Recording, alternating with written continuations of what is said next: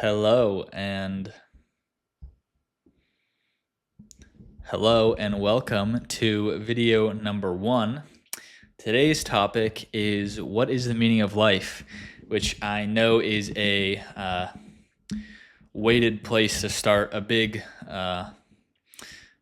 question to answer, but I wanted to start here because I've noticed that when I'm pursuing a goal and I have a sense of purpose and meaning behind it, I feel invigorated and passionate and excited to move forward. And when I feel like the goal I'm pursuing does not have a meaning, I feel lethargic and depressed. So, as I've said in the last video, the goal of this is to live a happy, fulfilling life.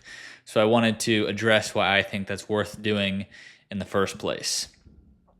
Again, this is just my thoughts. This is not a type of question that can be scientifically correct or incorrect. This is just my opinion from years of searching on what the meaning of life is. Some would say the meaning of life is to do whatever Joseph Smith tells you to do. Some would say it's to follow Allah. Some would say it's to please God. Some would say you can find your own meaning in life. Some would say the meaning of life is to love people. The meaning of life is there is no meaning of life. And I think all of those answers fail to stand up to reasonable scrutiny, or even fail to stand up to the question, well, why is that important? Which has led me to my favorite answer so far, which is Albert Camus' answer to what's the meaning of life. And it's nothing. However, he believes in a dual self. He believes there's the mind and the body, which I think anyone will agree that it's kind of mystical that we have a mind and we have a body which evolved to suit evolutionary needs, and the emotions and thoughts and desires we have in our body are strongly influenced by what we evolved for. However, we also have this thing called the mind, which is rational, and the two can kind of be at odds. And Camus believes that anyone who searches hard enough with their rational mind will come to the conclusion that there is no ultimate meaning to life. And he offers two solutions for when you get there. You can either refuse to continue playing the game, or what he does suggest is you can put two middle fingers up to the abyss and say, despite there rationally being no meaning to life, I live in a body which has a strong desire to live a fulfilling and happy life, and I'm going to go about doing that. And that is the answer I like the most. Whether or not it makes sense, we live in a body that has strong desires that it has gained from millions of years of evolution, and it wants to live a happy, fulfilling life, so that is what we should do. To be a little bit more clear about the question of where these desires come from, my belief is that they come from evolution. My belief is that life on Earth came about via Darwinian natural selection, which is impartial to meaning, it's impartial to right or wrong, it's impartial to good and evil, strength or intelligence. The only thing that natural selection selects for is your ability to survive and reproduce. Anything that gives you an edge in that game is, on the table.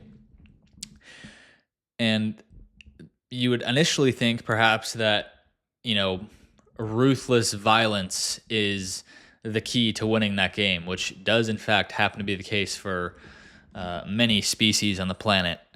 Think sharks and cheetahs and lions and all the other apex predators.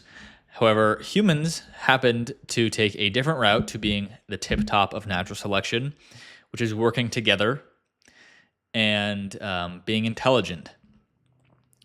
So we have bodies that you can imagine developed to optimize for cooperation with other humans and intelligence. Now, whether or not that's a good thing for any reason does not seem to matter, because the case is we do have bodies that have certain desires that evolved. Now, evolution does not work in the sense that we all have the exact same layout for desires. However, there are things that are true as rules of thumb for human desires that make sense from an evolutionary standpoint.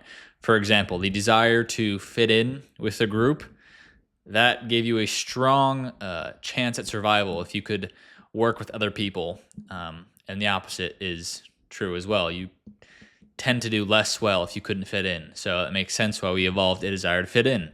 It makes sense why we evolved a desire to have a relationship, to love children, to desire food, all these things. And I just want to say, I think that is where desires come from. The next question is, how exactly do I go about living a full life in light of all these human desires?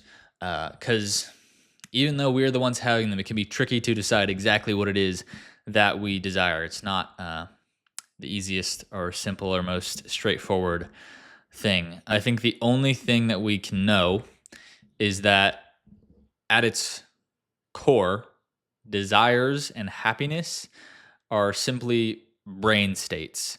They're just neurochemical soups and firing of certain neuronal patterns that we have labeled as happiness and joy and contentment and all those things. So to be more scientific, the question is, how do I maximize my neurochemical soup for happiness? And that is where the trickiness begins. Because there's all types of things you can do to increase it. You can do drugs. You can, well, that one's a really strong one. You can definitely do drugs. But that's not going to have a net increase on your neurochemical soup, because it'll go up and then it'll go back down. You can try other things like having a lot of money, and kind of adjusts and levels out again. So that's what this whole channel is to discover, is what exactly it is that makes up for a optimally happy life. And in trying to do that for a long time, there's no one single answer. It's a very complex game. I think that's it. In summary, the point of life is there isn't one, but we still want to live happy, fulfilling lives.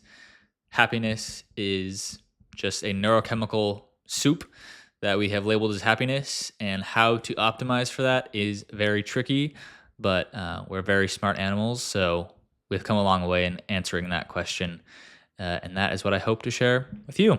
So thank you all for listening. I will be back with another video where I actually start giving some suggestions on how to live a happy life very soon.